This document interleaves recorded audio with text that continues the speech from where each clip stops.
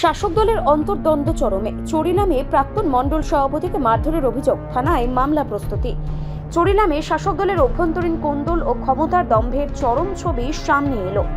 বিস্ফোরক অভিযোগ তুলে চরিলাম প্রাক্তন মণ্ডল সভাপতি রাজকুমার দেবনাথ জানান, বিশ্রামগঞ্জ আরডি ডিভিশন অফিসে সিপাহীজলা জেলা পরিষদের একটি কাজ সংক্রান্ত বিষয়ে দেখা করতে গিয়েই তার ওপর হামলা চালানো হয়। অভিযোগ অনুযায়ী চরিলাম বর্তমান মণ্ডল সভাপতি তাপস দাসের ঘনিষ্ঠ এক দল কর্মী তাকে ঘিরে ধরে বেধড়ক মারধর করে। প্রাক্তন মণ্ডল সভাপতির দাবি, প্রায় 15 থেকে 20 জন তাকে একযোগে আক্রমণ করে। গুরুতর আহত অবস্থায় তাকে বিশ্রামগঞ্জ হাসপাতালে নিয়ে যাওয়া হয়। প্রাথমিক চিকিৎসার পর তিনি বর্তমানে বিশ্রামগঞ্জ থানায় রয়েছেন। রাজকুমার দেবনাথ জানিয়েছেন, হামলার ঘটনায় জড়িতদের বিরুদ্ধে তিনি আইনি পদক্ষেপ গ্রহণ করবেন এবং সকল অভিযুক্তের নাম উল্লেখ করে মামলা দায়ের করবেন। অ্যাকচুয়ালি আমরা ওই দিন জেলা পরিষদ থেকে বিভিন্ন স্কিমের মাধ্যমে আমরা অনেক বেনিফিশিয়ারিদের বেনিফিট দিই। তো সেই সুবাদে আমরা আমাদের চরিলামে আমি আমার দায়িত্বে আমার যে কনস্টিটিউয়েন্সি আছে, আমার যে এলাকা থেকে আমি জেলা পরিষদের সদস্য হয়েছি, ওই এলাকাতে কিছু সিনট্যাক্স আমি প্রদান করি। তো পাশাপাশি দেওয়ার পর কিছু লোকের ডিমান্ড যে আরও চাই, তো আমি অ্যাজ ইউজুয়াল যেহেতু আমাদের স্টোরেজ আরডিতে, তো আরডির এক্সিকিউটিভ ইঞ্জিনিয়ারের সঙ্গে আজকে কথা কই। আমি জেলা পরিষদেও গেছিলাম যে আজকে একটু সুপ্রিয়াদির সঙ্গে কথা কই, কিন্তু উনি অনুপস্থিত আসতো দেখা আমি গেছি আরডিতে, যে এই সেটা দেখলাম আরডির এক্সিকিউটিভ ইঞ্জিনিয়ার আছে, ওনার সঙ্গে বইলাম। তো প্রায় 6 মাস পরে আজকে গেলাম আরডিতে।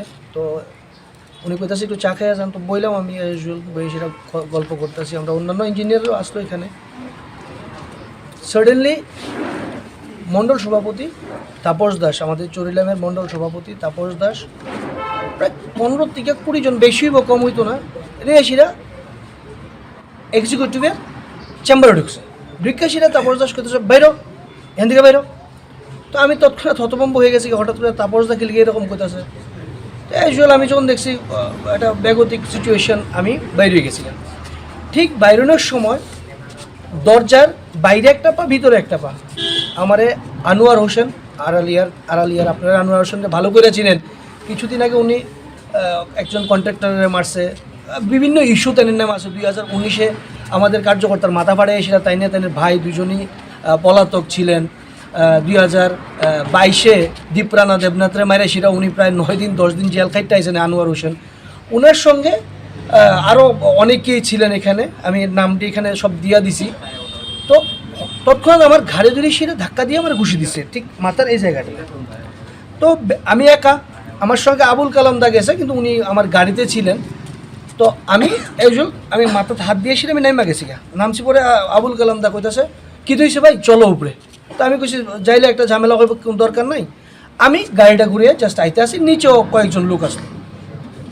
তো নিচের তারা কী করছে, হঠাৎ আমার গাড়িটা আটকে লাইছে, আটকে এসে এরপরে আমার বেধড়কভাবে মারছে। ঠিক আছে, আমার হাতে একটা ব্রেসলেট ছিল, ওইটাও ছিনে নিয়ে গেছে। তো আমি তারপরে আমরা দুইজন, আমরা তো এখানে কেউ নেই, এখানে প্রচুর প্লাবেন বললাম না আপনি 20-25 জন হইব, আমরা দৌড়ে পড়ছি এখানে। কিন্তু তাপস দাস প্রত্যেকটা জিনিস দেখতেছি, ইভেন ওই তাপস দাসই কিন্তু আমার কইছে অফিস থেকে বাইরে, উনি স্টার্টটা করছে। উনি যদি স্টার্ট না করতো হয়তো বা এরকম পরিস্থিতি হইল নইলে। তারপর ইউজুয়াল আমি আইএসিরা আমার ডিস্ট্রিক্ট প্রেসিডেন্ট বিপ্লব চক্রবর্তী দাদারে জানাইছি, যেহেতু আমি জেলা পরিষদের সভাধিপতি সুপ্রিয়া ধীরে জানাইছিরা আমি আশ্রয় নিয়েছি থানাতে। তারপর আমাদের কার্যকর্তারা হয়তো বা শুনছে, অনেকে ফোন করছে, ইউজুয়াল তারা আইছে। এখন আমি এফআইআর জমা দিছি। তো আমি থানার কাছে, প্রশাসনের কাছে একটা রিকোয়েস্ট থাকবে, আনোয়ার সম্পর্কে বিভিন্ন দিন বিভিন্নভাবে আনোয়ার, সুকান্ত, সুখেন, তার নামে বিভিন্নভাবে আমি থানাতে কইছি এবং এডিশনাল এসপি রাজীব বাবুরে কইছি, কিন্তু দেখা গেছে তারা খুঁজা পায় না। কিন্তু এই আনোয়ার হোসেনই চরিলাম মাঠের মধ্যে খেলা চালায়। ঠিক আছে, ওই কেসের টাইমে খেলা চালায়, প্রোগ্রাম করে, কিন্তু পুলিশ খুঁজা পায় না। এখন আমার আবদার, আমার আবেদন, অ্যাটলিস্ট ত্রিপুরার ল অ্যান্ড অর্ডার যাতে ঠিক থাকে, সেই দিকে লক্ষ্য রেখে যাতে আনোয়ার হোসেনের মতো দুষ্কৃতিকারী, যারা সিপিএমের দালাল হয়েছে আমাদের পার্টিতে, বিক্ষেষীরা পার্টিরে নষ্ট করতেছে, এইরকম লোকেরা যাতে ইনস্ট্যান্ট তারা শাস্তি দেয়। আজকের দিনে তারা কি প্রমাণ করলো, প্রাক্তন মণ্ডল সভাপতিরা তারা মাইরা দিছে। দ্যাট মিনস সাধারণ লোকের তার কাছে কোনো ভ্যালুই নাই, যেহেতু রাজকুমাররা মেরে দিছে, সাধারণ মানুষের তার কাছে ভ্যালিউ নাই। আজকে আপনারা জানেন 2025-এ যখন আমি মণ্ডল সভাপতি থেকে পরিবর্তন হয়েছি, রাজকুমারের লোক কয়েছিরা একান্তরে মারছে, ব্রজপুরে ঝামেলা হয়েছে। সরি, আমি আরেকটা কথা কইতে ভুলে গেছি গা, ওইখানে যারা ছিল তারা প্রত্যেকে কিন্তু জিনিসটা দেখছে, কিন্তু কেউ বাধা দিতে আইছে না। আজকে কতজনের বিরুদ্ধে আপনি মামলা করছেন? আজকে 3 জনের নামে মামলা করছি। এখানে আসতো প্রায় 20-25 জন, ঠিক আছে, যারা আমার উপরে অ্যাটাক করতে আইছে আমি তার নামেই মামলাটা করছি। তো আপনি তো প্রাক্তন মণ্ডল সভাপতি ছিলেন চরিলামে, তো আপনার উপরে আক্রমণ, কি বলবেন বিষয়টা কি নিয়ে? আমি তো কইলামই যে তারা এমন একটা, তারা অ্যাকচুয়ালি মাফিয়াগিরি শুরু করে দিছে, জানেন না, চরিলামের মধ্যে বিভিন্নভাবেই বিভিন্নখানে আপনারা দেখেন, এটা আমার কোয়ার কিছু নাই, ঠিক আছে, সবাই দেখে ত্রিপুরা রাজ্যের মধ্যে, যেহেতু আমরা সোশ্যাল মিডিয়াতে আসি, আপনারা সবাই দেখেন যে জায়গার মধ্যে তারা প্রমাণ করে লাইছে মণ্ডল সভাপতি, প্রাক্তন মণ্ডল সভাপতি আমরা মাইরা দিছি, দ্যাট মিনস আমরা এখন যা খুশি তা করতে পারব, সাধারণ মানুষ ভয়ে আমরা কাছে আইতো না। তারা এই টেন্ডেন্সি লিয়েছিরা আজকে আমার উপরে ইন্টেনশনালি, তাপস দাস ইন্টেনশনালি 25 থেকে 30 জন ফোলাফাই নিয়ে এসেরা, আমি সংখ্যাটা আমি ঠিক এক্স্যাক্টলি কইতে পারতাছি না, 20 থেকে 25 বা 25 থেকে 30 হবো, এসে আমার উপরে অ্যাটাকটা আমার উপরে করছে। এই ঘটনাকে কেন্দ্র করে এলাকায় চাঞ্চল্য ছড়িয়েছে। প্রশাসনের সামনে প্রশ্ন উঠছে, সরকারি দপ্তরে গিয়ে একজন প্রাক্তন জনপ্রতিনিধি কিভাবে আক্রান্ত হন? প্রকাশ্য মারধরের ঘটনায় শাসক দলের ভেতরের ক্ষমতার লড়াই এবং নিয়ন্ত্রণহীনতার অভিযোগ আরও জোরালো হচ্ছে।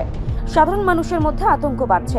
রাজনৈতিক হিংসার এই প্রবণতা দ্রুত রোখার দাবি উঠছে। রিপোর্ট সংবাদ প্রতীক্ষা।